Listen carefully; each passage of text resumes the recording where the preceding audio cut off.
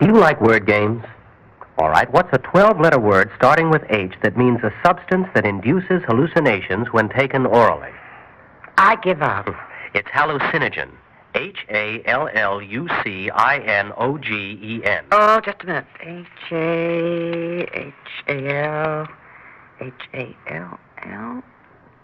I don't find any such word in the dictionary. No, and you won't unless you have the very latest dictionary. And even the dictionary definition doesn't tell us very much about hallucinogens. Something new and strange to most of us. They open the door to worlds most of us never knew existed. Sometimes quite wonderful, close to heaven, and sometimes a worse hell than any mad artist ever dreamed of.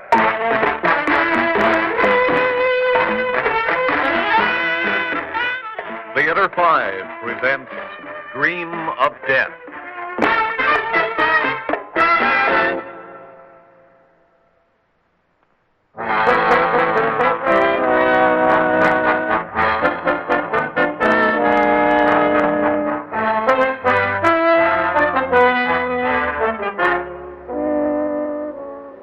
It was late, after 5, when I got out to the plant, and for some reason when I saw it, it scared me. It was new, all stainless steel, glass, and concrete, and quite large. But it had been built on the edge of an old residential section, tree-lined streets, frame and brownstone houses that had once been friendly and charming.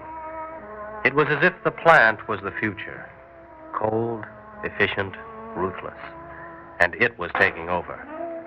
I found the research building and went in to keep my appointment with Dr. Dietrich. What do you think a hallucinogen is? Oh, a drug, usually an alkaloid that affects the mind. And gives one hallucinations? No, not necessarily. As I understand it, some of them do.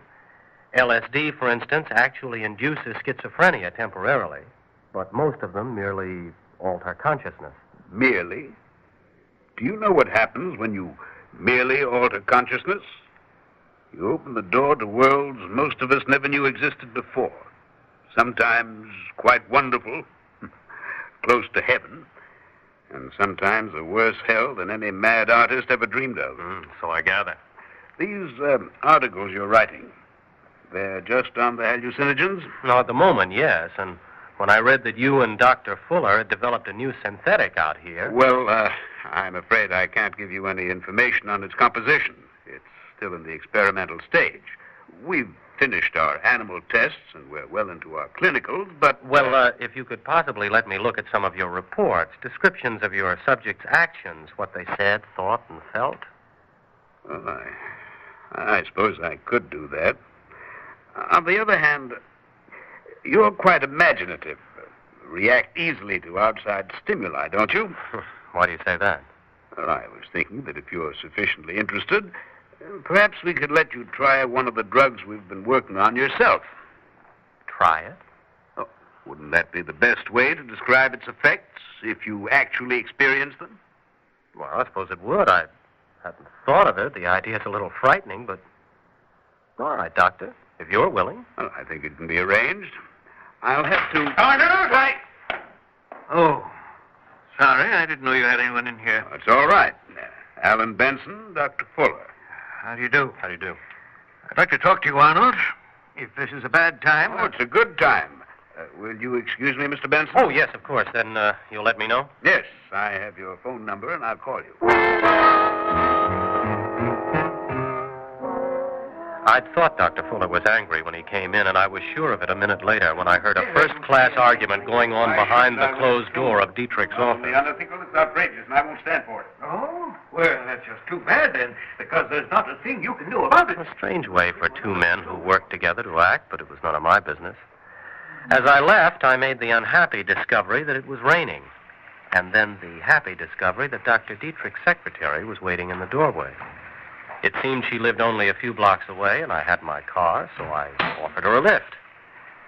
When it turned out that she lived alone, I suggested dinner, which turned out to be one of the best suggestions I ever made. Over martinis and dinner at a little restaurant, I told her about my writing and a book I was planning on the use of drugs in mental illness. Well, they've been doing some interesting work along those lines out here, particularly Dr. Fuller. Not Dr. Dietrich? Not so much. And that's one of the things that annoys Dr. Dietrich. As head of the department, he has to spend more time on administrative work than research. I know he envies and resents Dr. Fuller.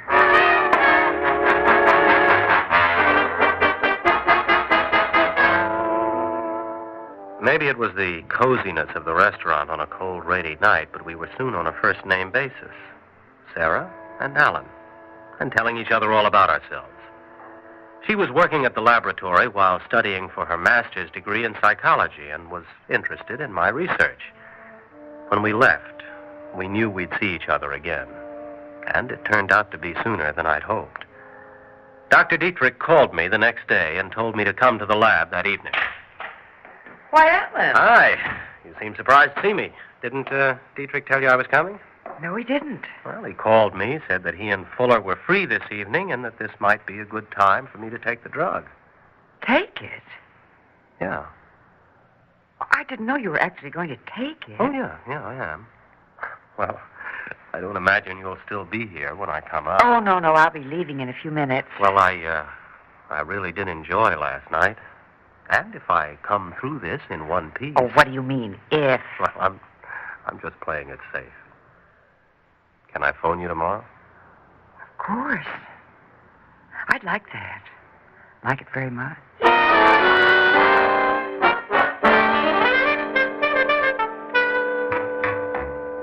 How do you feel now, Mr. Benson? Well, about the same, Dr. Fuller, only... Did you do anything to the lights? No, why? Well, everything's brighter. Much brighter.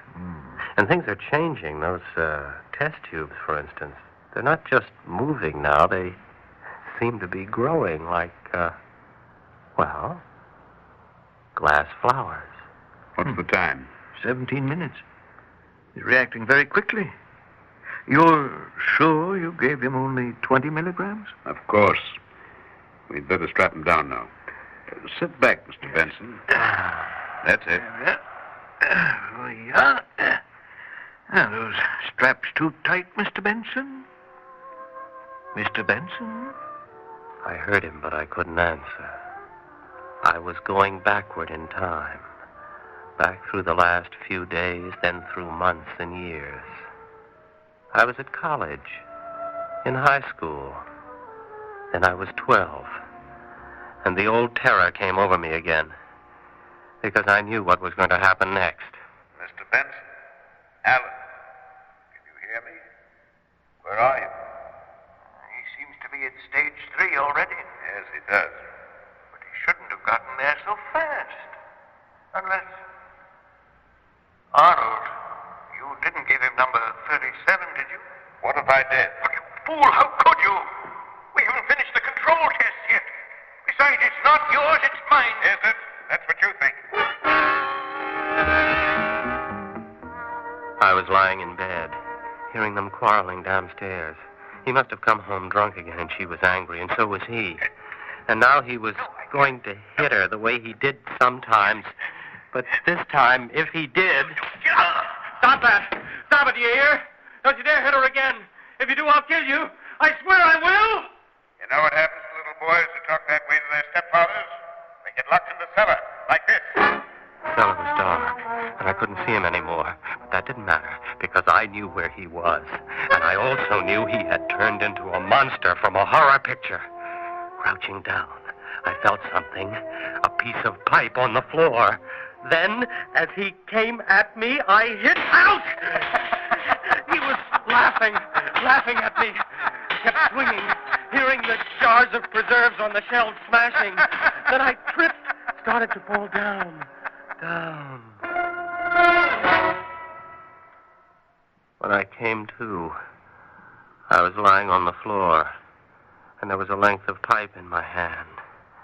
I seemed to be in some kind of a laboratory that was turning around slowly. What was I doing in a laboratory? The last thing I remembered was a cellar. I got to my feet, feeling sick. Tried to make the room stop spinning. There were broken bottles and test tubes all over the place, and the smell of chemicals almost choked me. Then the hammering began. It was off somewhere, but it felt as if it were inside my head. It was too much. I blundered out through a door, across a reception room, and then I was outside. What? Alan, what are you doing out here? Oh, Are you all right? I don't know who you are. It's Sarah. Sarah Dunn. Sarah? Oh, yes, I remember her. She was that pretty girl. Pretty and nice. That I had dinner with. But, Alan, why are you talking about it so strangely? Because it happened so long ago. I always remembered her. I thought if I could just get out of that cellar. You don't know what you're saying, do you? Don't I? No. You're still under the influence of that drug. Drug? I remember something about that. There were 2 doctors. Yes, and they must be wondering where you've gone. Here, give me your arm. We'll go back in there. No, take me someplace where I can lie down until everything stops going around this way. Can you walk? Yeah. Yeah, I think so. Especially if you help me. I'll help you. Come on. I'll take you back to my place.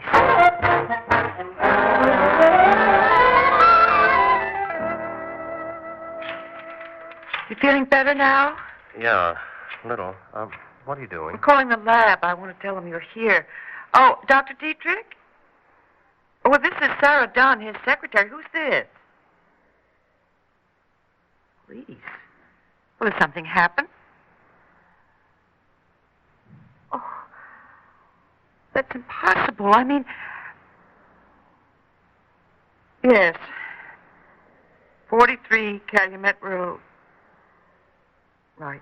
Is anything wrong, Sarah? What makes you ask? Well, you look upset, and you said something about the police. Dr. Fuller's dead. Dead? Yes.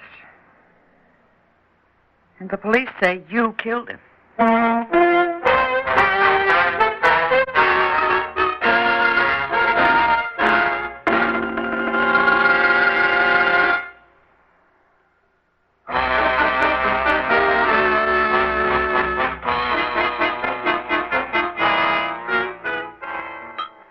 Here, Alan, drink this. Huh? What is it? Black coffee. Oh.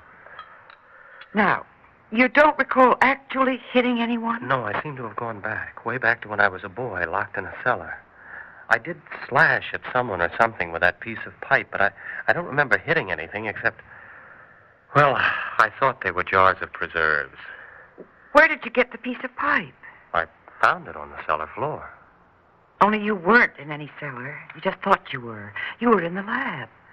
And I don't know what a piece of pipe would be doing there on the floor or anywhere else. Was that what he was killed with? A piece of pipe? Oh, the policeman didn't say. But there's something else. Didn't they strap you down in a chair? Yeah. They usually do, because sometimes the subjects become violent. But then, how did you get loose? Oh, I don't know. May I use your phone? Why? I want to call the police. They must be looking for me, and if I did kill Dr. Fuller... Yes, and it's a big if. But if you did, I don't see how you can be blamed for it. After all, you were under the influence of the drugs. Sarah, that's got nothing to do with it. The police want me, and... Shh. Just a second. Up the street there. Police car. Coming here? Probably. They asked for my address when I phoned, and they'd want to talk to me. Well, then, that's that. No, it's not. Now, you come on in here into the bedroom. Oh, now look, Sarah. Please don't argue with me. There's no time for it. Now, go on out and hide back there in the garden until I call you.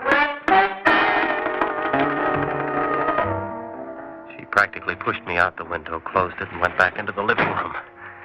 I stood there in the night trying to think. What she was doing was wrong. I knew that, because she was getting herself involved in this nightmare, too. But what could I do about it? Then the bell rang, and I heard her go to the door. Miss Dunn? Yes? I'm Morelli, 34th Precinct. Was it you I spoke to when I called the lab a little while ago? Yes, it was. Well, please, come in. They sat down on the far side of the living room, and from then on I couldn't hear anything. The officer stayed about 20 minutes. When he left, I opened the window, climbed back inside. Alan, What do you want? what we thought, to find out what I knew. He'd already talked to Dr. Dietrich, of course. What did you tell him? Everything. Up to the time I left the office tonight. Well, didn't he ask whether you'd seen me after that? Yes. I'm afraid I lied about that. I said no. Why? Well, isn't that obvious? Because I don't think you did it. And if you didn't kill Fuller, there's only one person who could have, and that's Dr. Dietrich. Well, Sarah, that's impossible. Why? Oh, I can think of at least one good reason. I told you that he and Fuller didn't always work together. Now, suppose Fuller came up with something big and important, refused to share the credit with Dietrich. Or suppose Dietrich found out that he was going to leave and take his discovery with him, really cash in on it. Now, wait a minute. Of course. They were having a violent argument when I left yesterday. Couldn't it have been about that? I suppose so. Well, I'm sure of it. Because I seem to remember hearing Fuller tell Dietrich that he had no right to try the drug on me, that it was his, Fuller's, and... Where's Fuller's lab? Right next to Dr. Dietrich's. Why? That hammering I heard when I came to must have been in there. Oh. Well, Fuller kept most of his data in a locked file cabinet. That's probably where he'd keep the formula. And if he didn't have the key on him when he was killed... Dietrich would try and break it open. And that's how it sounded to me. You know, I'd like to take a look at that file cabinet, see what's in it. Well, I've got a key to the lab. And the police aren't going to stay there all night. If we went over there about 2 or 3 in the morning... Now, wait a minute, Now, Sarah. save your breath. I'm in on this, too, now. And I'm going over there with you. She woke me at about 2. We slipped out of the house, walked over to the plant. I had a flashlight in my car. I took that and a jack handle, and we went inside, into Fuller's laboratory. The file cabinet's over here. Mm-hmm. Well, it's still locked, but someone's been working on it. There are dents all around the lock. Can you open it? Yeah, I think so. Here, hold the flash. All right. Ah, there we are.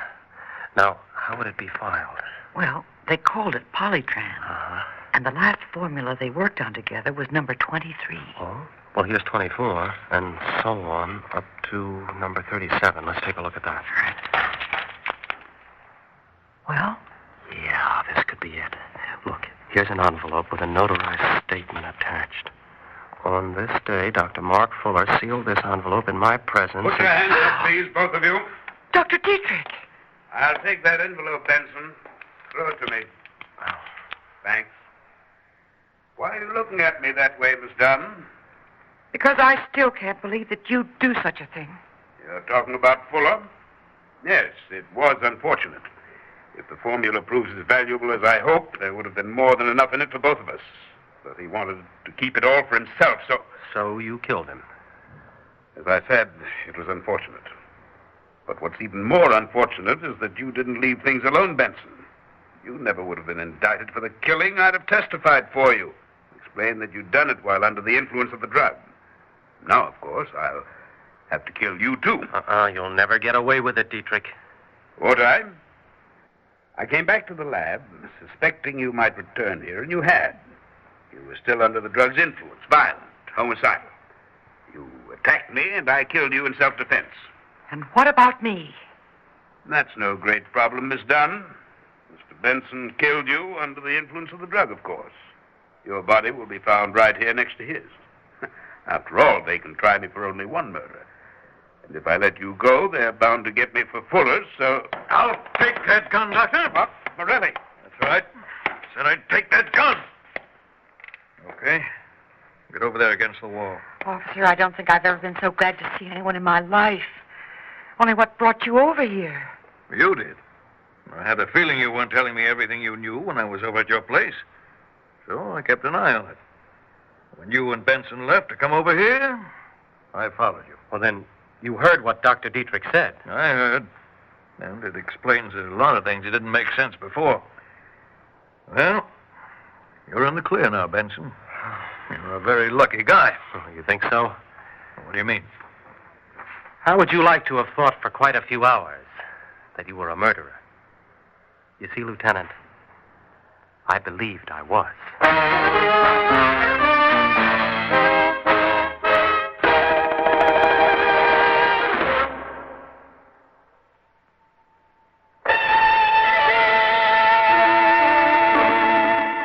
Theater 5 has presented Dream of Death, written by Robert Newman and directed by Warren Somerville. In the cast, William Redfield, Gertrude Warner, Guy Sorrell, and William Griffiths. Audio engineer Bill Sandreuter, sound technician Ed Blaney, script editor Jack C. Wilson. Original music by Alexander Vlastotsenko. Orchestra under the direction of Glenn Osser. Executive producer for Theater 5, Edward A. Byron. We invite your comments. Write to Theater 5, New York 23, New York. This is Fred Foy speaking. This has been an ABC Radio Network production.